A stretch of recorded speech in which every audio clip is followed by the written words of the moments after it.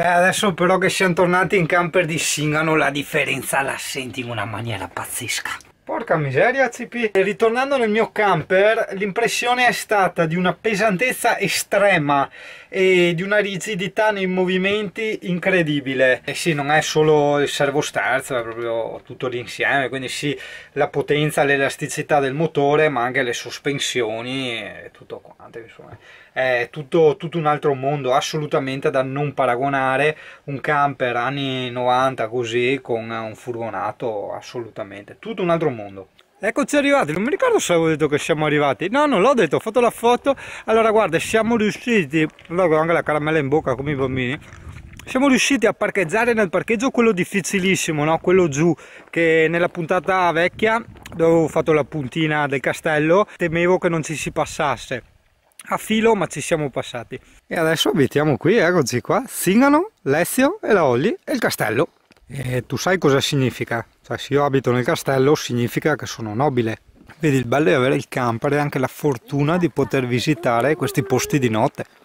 Buongiorno Italia, ma anche buonasera vista la luce qua. Allora, qui siamo nel castello di Ragogna in provincia di Udine, ovviamente Friuli Venezia Giulia, per chi non lo sa insomma dove sta Udine. Questo castello sorge in uno dei luoghi più suggestivi e panoramici di Ragogna. La vista migliore è dalla strada che sale al monte, si possono vedere le mura di Cinta Merlanda con la porta nord, il mastio, il cortile interno con il pozzo ed una serie di fabbricati che in origine ospitavano le cantine, le segrete, le cucine e le scuderie. E buongiorno Italia! Manca ad Alessio! Ciao a tutti! Beh sì, adesso ti ciucerai un po' di immagini di insetti qua che si incapretano e fiori vari perché dovevo provare il 4K. E tu no.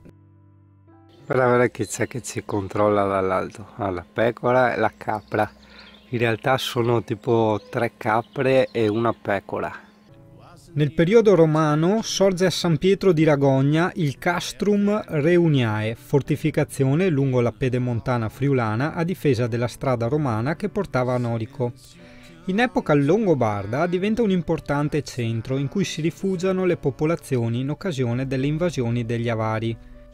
Non si hanno informazioni, ma alcune testimonianze artistiche di notevole interesse documentano l'importanza che riveste il sito in questi secoli.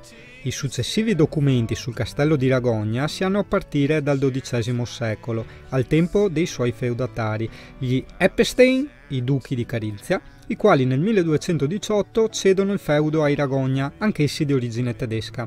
È il momento del massimo splendore. Durante le lotte fra il patriarca di Aquileia ed i duchi d'Austria, i Ragogna si schierano con quest'ultimi, diventando famosi soprattutto per numerose operazioni di brigantaggio. Nel 1365 il castello viene espugnato dal patriarca. Nel XV secolo diventa proprietà Repubblica Veneta. Successivamente, 1503, i conti di Porcia acquistano il feudo ed il castello, restaurato.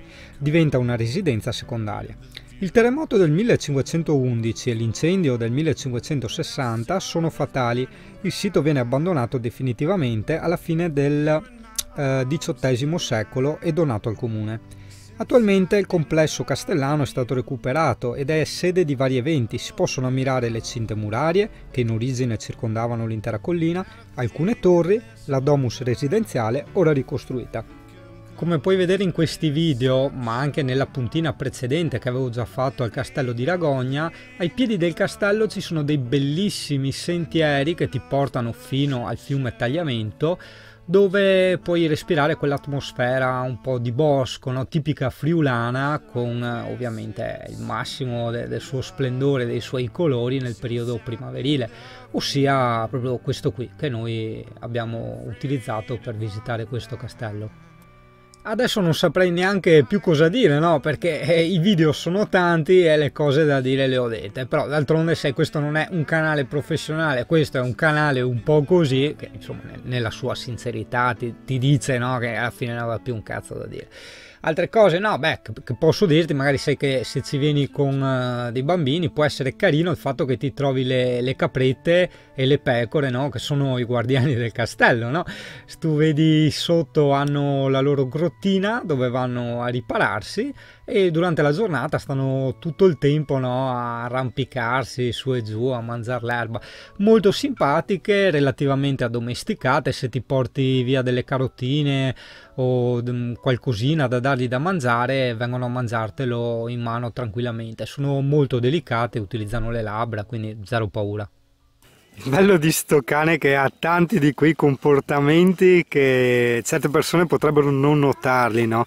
Ma ad esempio lei quando va assieme alle mucche, alle capre, le vede brucare, si mette a brucare anche lei, guarda che roba, è pagliazza!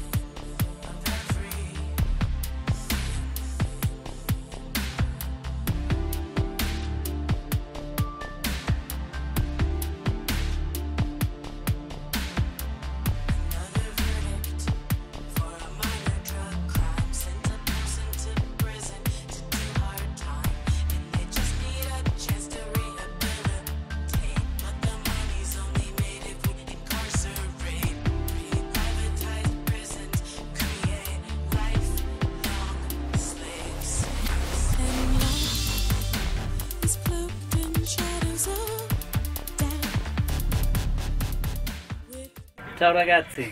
Sempre scuro, infatti adesso Ezio è testimone di come faccio le riprese, no? Perché uno serio si sarebbe messo da un'altra parte, no? Perché c'è le finestre dietro e noi siamo tutti neri, no?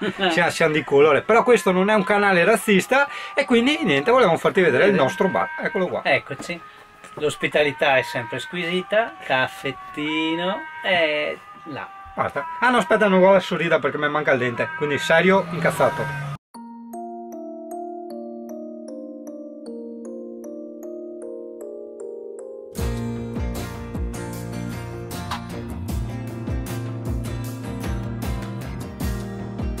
Eccoci qua, un Trentino al mare. Un Trentino al mare. No, abbiamo fatto una sosta ad una verde perché aspettiamo i zingari che dopo andiamo a mangiare la pizza tutti assieme, no?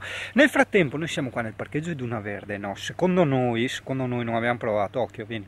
Ci sono 8 colonnine della corrente e è su, quindi in teoria, hai capito? A parte che guarda qua, apri. Ah, che tutti, sì, guarda, yeah. Quindi secondo me funziona, buono cazzo, abbiamo anche la colonnina della corrente per l'inverno a gratis, molto buono. Certo che io ragionavo un attimo, no? Se uno tipo abita in zona e ricarica qui l'auto elettrica è a gratis? Cioè se lavora in zona, abita in zona, cioè, cazzo figata, dopo ti costerà non so quanti 1000 euro da macchina, però... sì scusa, guarda che roba, figata, pazzesco. E sta qua la dimenticata Salvini, guarda che roba, qua in mezzo al boschetto.